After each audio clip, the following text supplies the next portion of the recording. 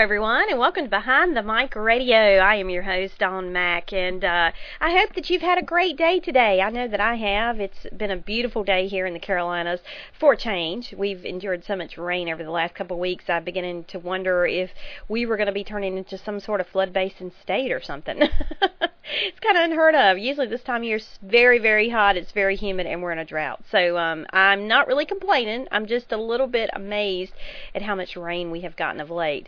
I hope that your holiday this week, wherever you are, was fun and exciting, and you were able to spend time with family and friends barbecuing and celebrating the 4th in our great nation.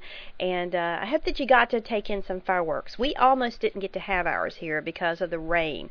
We dodged rainstorms and thunderstorms all day long, off and on, but fortunately the fireworks did go off without a hitch, which was pretty exciting, because, you know, it just wouldn't be the 4th if you didn't have fireworks, right?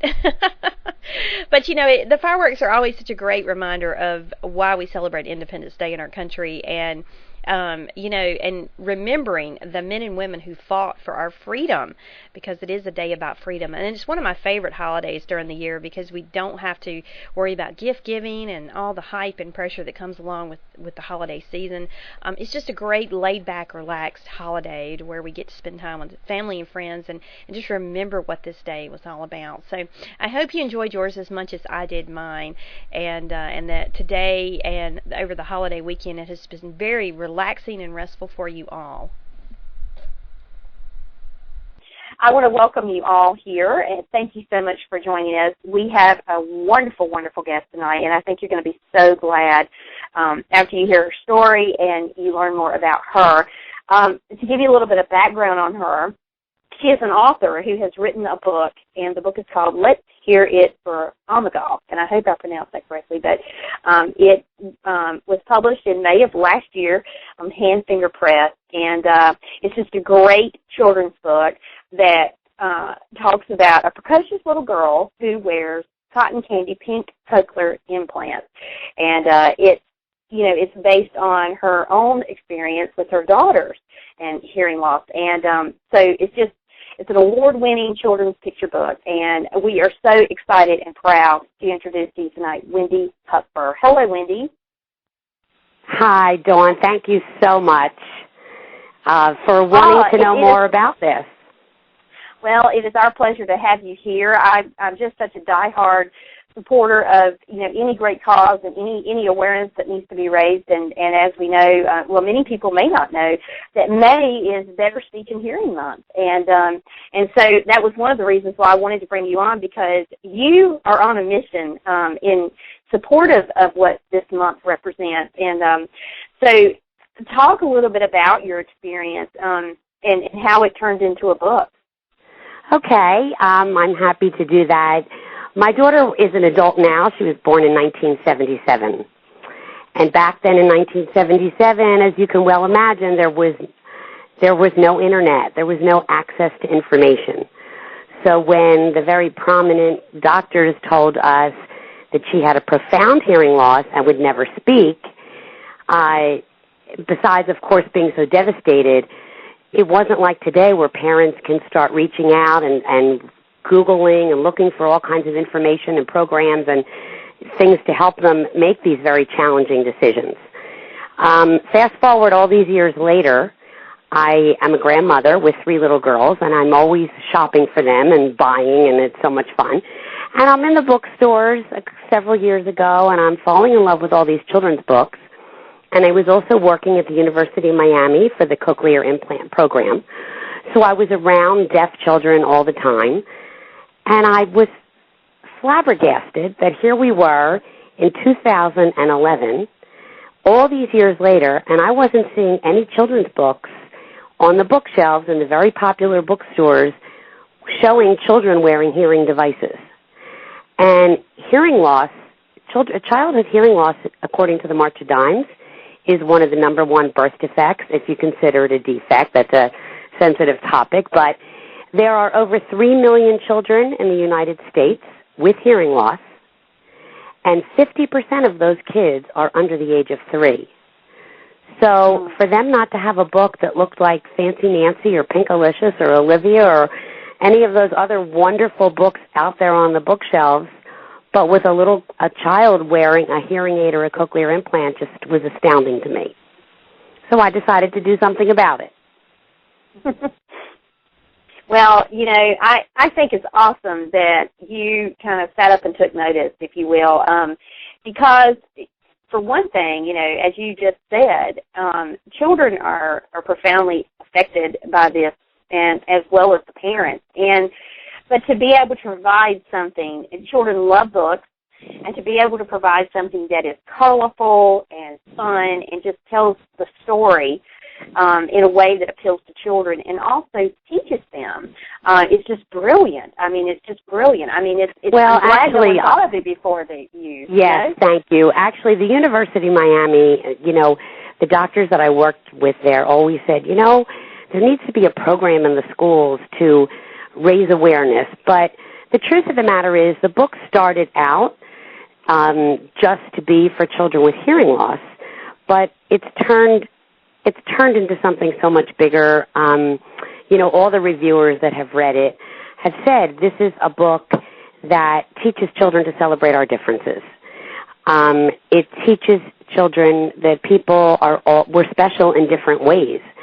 It's just, it happens to be told in the voice of a spunky little girl with hearing loss, but because that's her difference. Her difference is that she's deaf. But when I go into the schools, I'm reading to hearing children all the time. They love Almigal. They're fascinated. I show them hearing aids and cochlear implants and tell them it's sort of like a bionic ear or a little computer behind the ear, and they really get a kick out of that. But really, it's for all kids. And it's also a great way to just begin a conversation with children ages 3 to 8 about our differences and about disabilities, whatever those differences or disabilities might be. And that's such a beautiful concept that you've introduced because, with the rate of bullying what it is from the elementary level all the way up to high school level. And, I think sometimes that, kids with disabilities, they get picked on and there's no justification for it. They can't help they have these special needs. And I think if children have a better understanding of who these children are with special needs, and I think a lot of times the reason why kids get picked on, whether they have special needs or not, is because their peers don't always understand or they're intimidated by it. And I think education is key. And I think the younger that you can introduce a child to this sort of thing, the better chance you have of heading them off of being bullies later in life and doing things absolutely. That, are just and children with hearing loss, there are some statistics out there. They are bullied quite often. But you are absolutely right. And I presented the book to the Palm Beach County school system where we live, and Almigal was approved to go, for me to go into the schools. And the reason why the teachers and this committee that was approving the book loved it so much is they said this really speaks to character development. It really speaks to teaching children to respect one another and to have an understanding from one another. And when I go into the classrooms, often I think the teachers that invite me, you can tell that these are the teachers that really try to share that message with their students. Yeah. So it's been very rewarding. Oh, I'm sure. And, there's been so much emphasis. I know here in North Carolina, when my children were in elementary school, there was a lot of emphasis placed on character and, the different characteristics that you can possess to have good character. And it was taught and it was stressed. And kids were even awarded. Certain children were selected at every assembly, for different facets of character. And I think that's a beautiful thing, but it's one of those things that needs to be across the board. It doesn't need to be this community. It needs to be everywhere. Because absolutely. I think, again, children learn best when they're young and they have an open mind and they can be taught things that are going to stick with them. And I think the sooner you get a hold of them, the better. I've always been a firm believer in that with my own children. You're never too young. You bet. I was also really impressed with the Mom's Choice organization because we have received a Mom's Choice Gold Award, but actually, I was always ecstatic over that award. but I actually think it says a lot about the Mom's Choice organization that they chose a book about a little girl, about a little girl with hearing loss, and the award was for family values. And we did receive the Gold Award, but I really thought that kudos to them for choosing Let's Hear It for Almigal for the award. I was very pleased. We also just won this past week. I'm very excited. We won, it's called the Indie Excellence Award, and we've been very blessed to win a number of awards, and I'm excited about all of them. But this one is the best children's book for 2013 published by an independent publisher. Well, so congratulations. That's Indie Excellence is for the independent publishers. Yeah, thank you. And we had already won an award from the Florida Publishers Association, but this one is national, and I'm told they really had a lot of entries. So I'm really thrilled about that one. Anything I can do to raise awareness is really what it's all about. Yes, indeed. And I think you've done a phenomenal job. Just think how this all came about. Your own daughter had hearing loss, but at the same time, you went into a bookstore, you saw there's nothing on the bookshelves like this. And not only was it nothing on the bookshelves about, a child with hearing loss in fiction form that children can relate to, but one that teaches so many different things, not just focuses solely on hearing loss. One that kind of encompasses a lot of different things that we're trying to teach our children anyway. And that's, you have so many books that are targeted at just one subject or one topic. And but actually, I do want to clarify something that I said, if I could. There have been numerous books. I don't want to lead your listeners or you to believe that there haven't been other books. There are books out there, but I think what was most disturbing to me is that you can't find them in the bookstores. You have to order them online.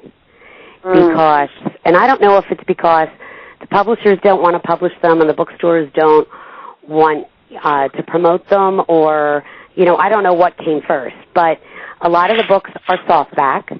A number of them were written by audiologists.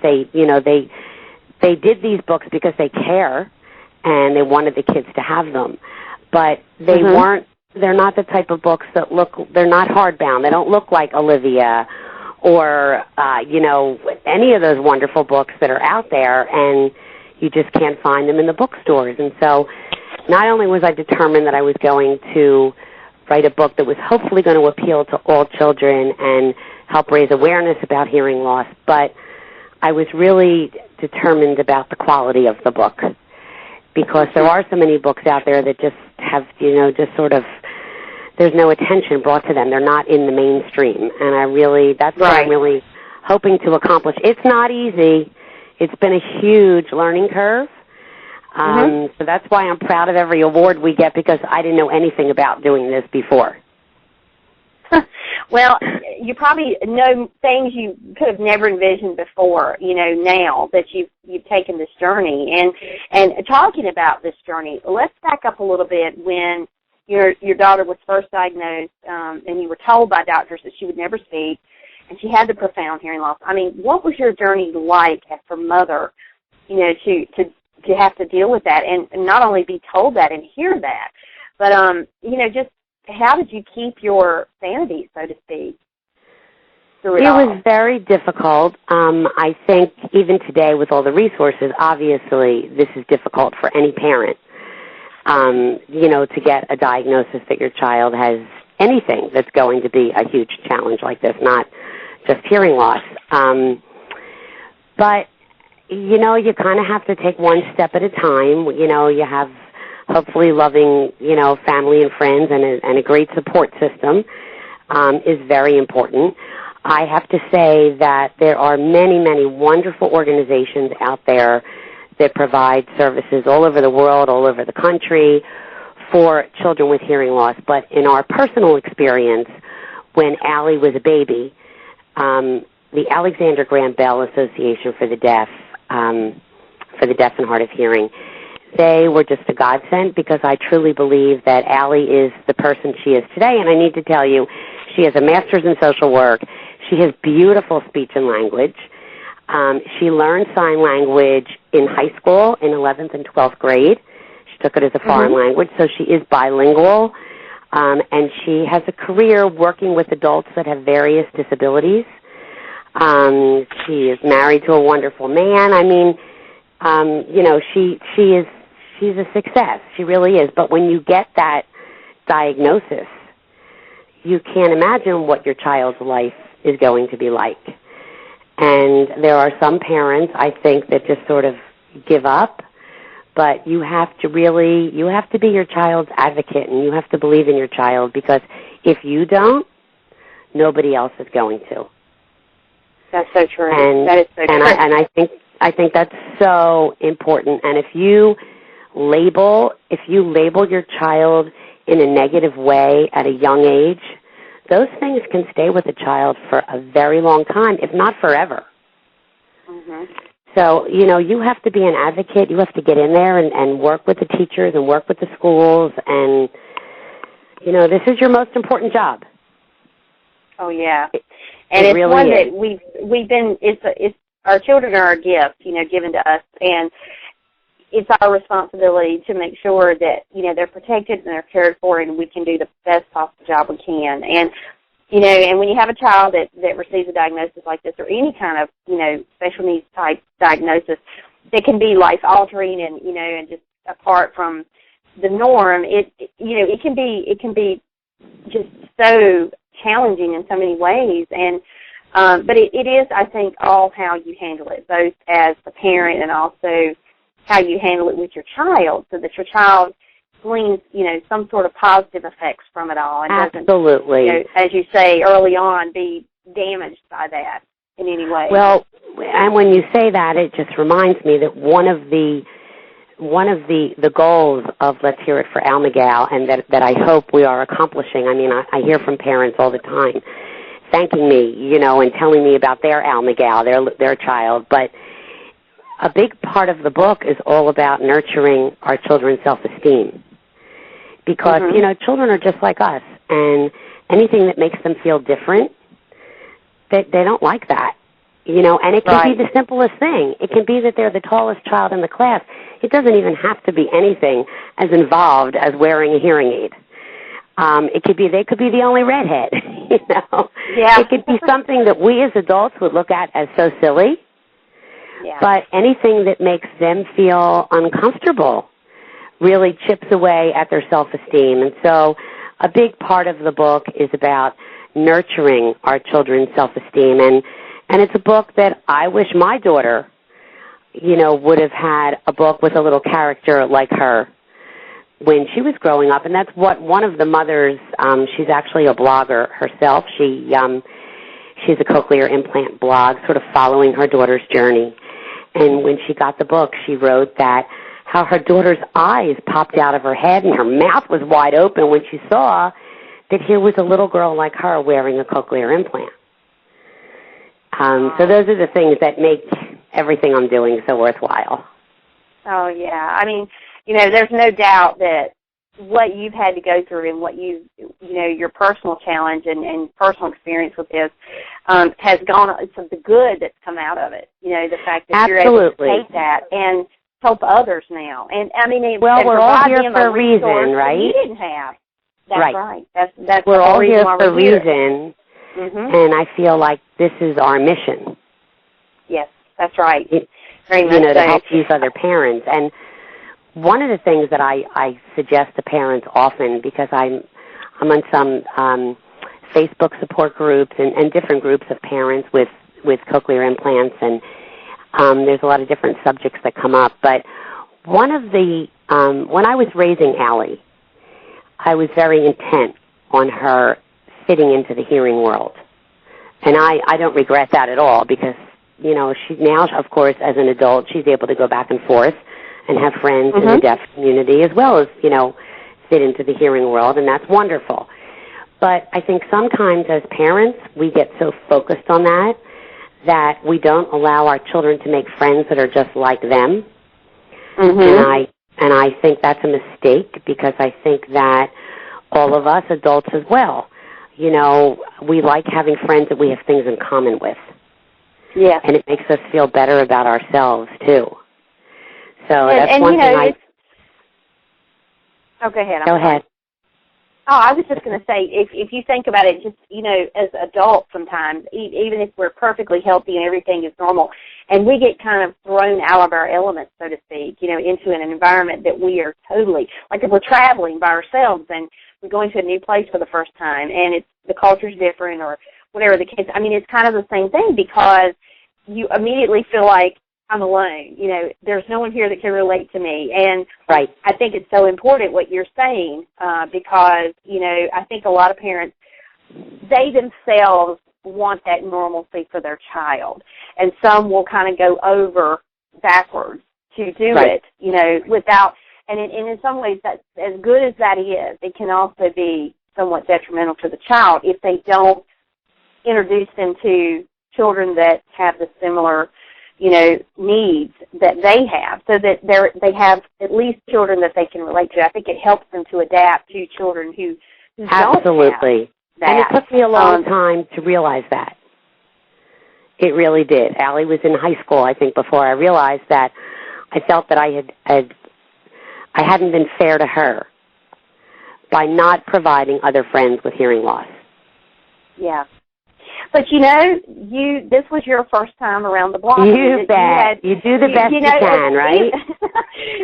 Even becoming parents of perfectly healthy, normal children, there are manuals out there, but from having more than one child, no two are alike. There's no and now I've got 3 granddaughters, so I know. Exactly. I have a grandson, so I understand. It's like Generation 2 is starting all over, but it's really interesting because of all the manuals that have been written on parenting, the do's and don'ts, none of them ever apply to you and your experience and your child because you have to, you can read all the manuals you want, but at the end of the day, it's really about knowing your child and what's best for your child based on what you believe is best, not based on what the book tells you. We don't, the children they're not born with these manuals. They're going, okay, this is the manual for my child, and this is going to walk me through 18 years of life with this child, Right. And so, and all the more, so we're clueless when we're parents initially. We don't know. We've never been parents. Especially when we're so young. Yes. Exactly. I was 22 when my son was born and 24 when Allie was born. I'm definitely older and wiser now. Yeah. Yeah, and I can certainly appreciate that. I was the first, my oldest daughter, I was 23 when she was born. And, right. And it's just interesting how, you look back on it with time and age and growth and maturity, even, as parents, it's like you look back and go, God, I would have done this different or that in certain ways. And then there's right. a lot of things I'd say I wouldn't do any different, Right, but absolutely. Again, it all came from learning because we had nothing to guide us when the children were born. So it was just, right. It was one of those feel your way through the dark kind of thing. And now, I'm curious, did your daughter, Allie, did she have, because, she kind of went all the way through school with the normal crowd, so to speak, did she suffer any challenges or did she have any challenges with friends or making friends or any of the things that... I think there were challenges. It's hard for me to pinpoint what they were. Academically, she always did fine, and she did everything that every other child did, whether it was brownies and Girl Scouts. Dancing, she danced from the time she was 3 all the way through college. She went to sleepaway camp with her friends. But I think there's a feeling of not quite fitting in, like fitting in but not 100%. And it's one of the things that I bring up in the book where For Almigal says, some days I really feel bad. Why don't all my friends wear hearing aids? Why am I the one that's different? Yeah. And it was important to me to bring that into the book because the book is mostly, it's all very upbeat and the dog runs away with the implant and then when I go into the schools, the kids love that, But it was important for me to get out that true emotion that kids feel, whether it's hearing loss or whatever it is. Why do they have this and their best friend doesn't? Right, because in a way, to them, they have that realization, but for the longest time they may say, this is normal to me, because that is their normal. That's right. what they know. And, and they stop and ask themselves that question. But, the other facet to all this that I think is very important to point out is that because, you did have your daughter involved in school with normal children that had no issues, problems, disabilities, she is a success by virtue of the fact that she went on to do a lot of the same things. I mean, her hearing loss did not prevent her from doing things. Even though she had some challenges along the way, she's a real testament to the fact that I think as a parent that should give any parent hope and encouragement that their child, just because they may have some sort of special need, whatever it may be, their child still has the ability to, as long as they can be involved and help them and be their advocate, as you said. I mean, they have the ability to do anything they want to do. The only limitations they have are the ones that are placed upon them, Absolutely. And that, if you asked Allie, what's the message that your mother, always tried to teach you, she would say that I can do anything I put my mind to. Mm-hmm. That was my main thing, is that I wanted her to know, first of all, and as a result, she really grew up. I never felt that her hearing loss defined her. Mm-hmm. She just was a little girl that happened to be hard of hearing.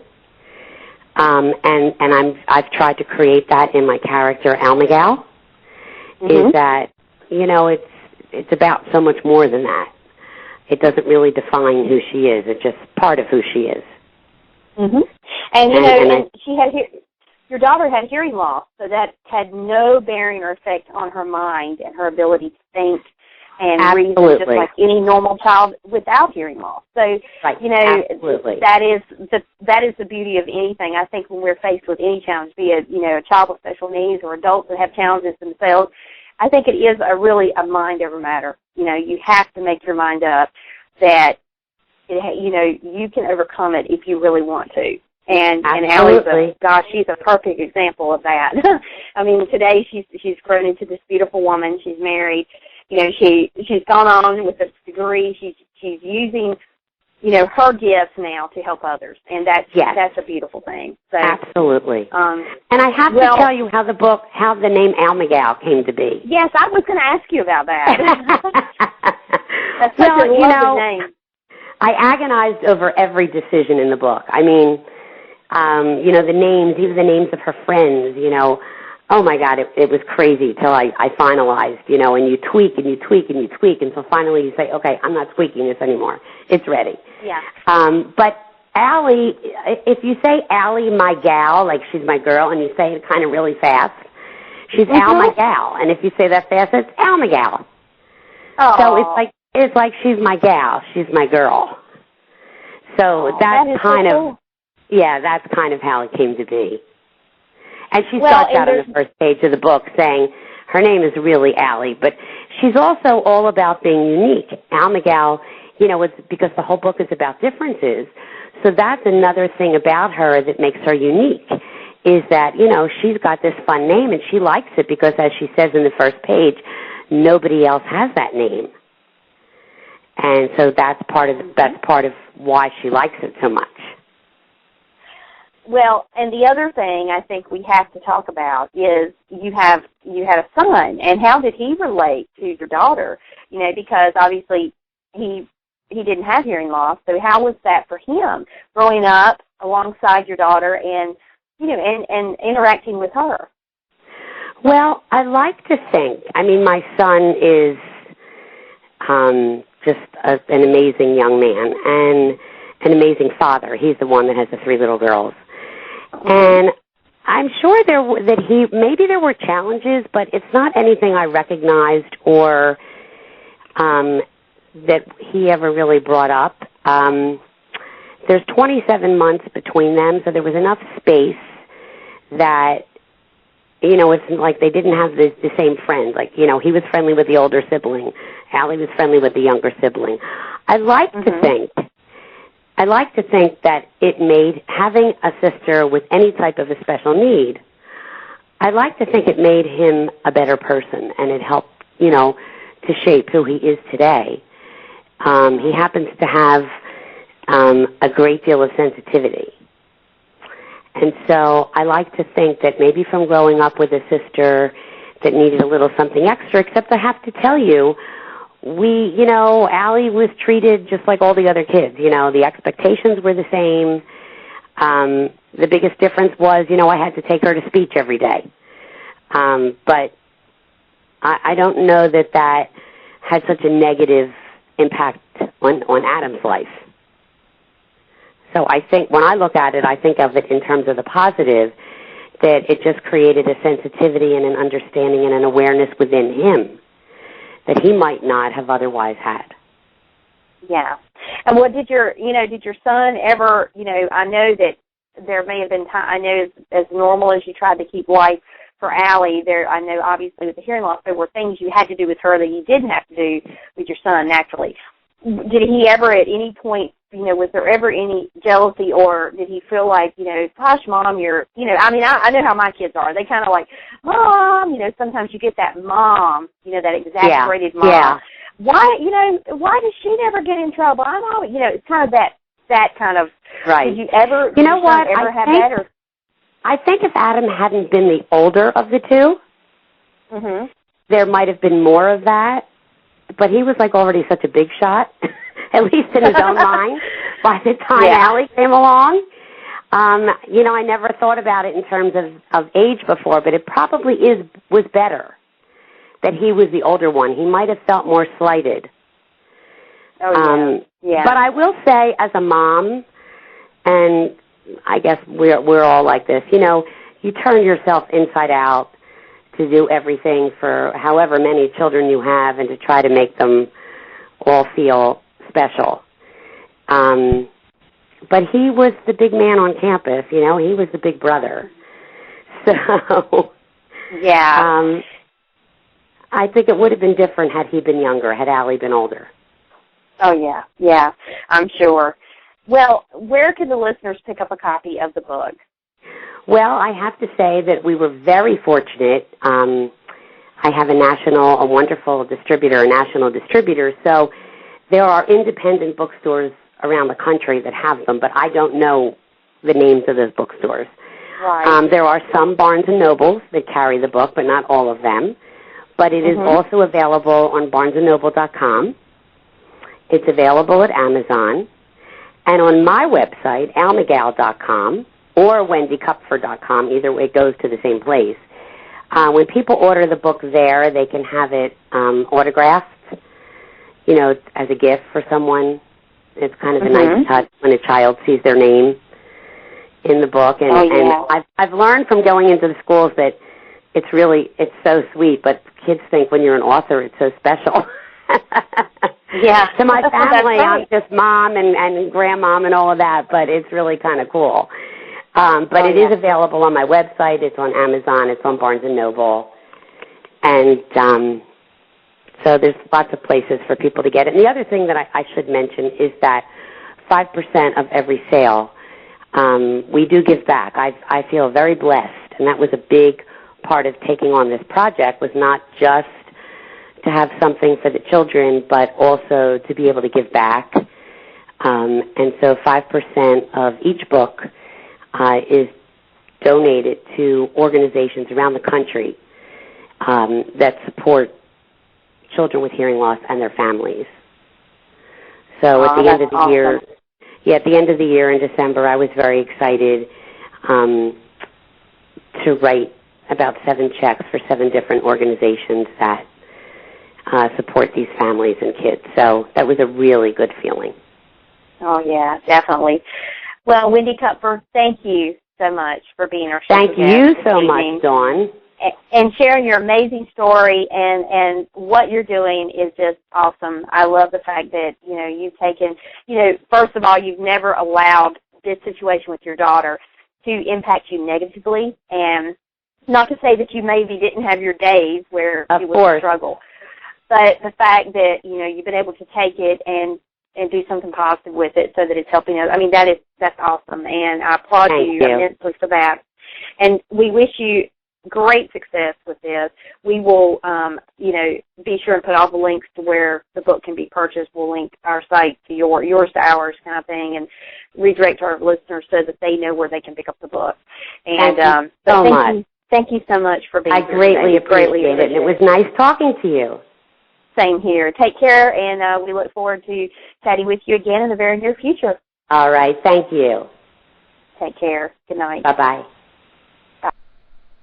We'd like to say a huge thank you to our special guest this evening, Wendy Kupfer, author of Let's Hear It for Almigal, a great, great children's book. And if you have interest in this topic, please feel free to pick up a copy. It is on sale most anywhere you can purchase books, and also online at her website. Thank you so much for joining us this evening. Welcome to all the new listeners who joined us. We hope that you will be back again. And that is going to wrap our show for this evening. So again, a special thank you to Wendy Kupfer. And that is going to do it. So take care all. We'll see you again real soon. Good night.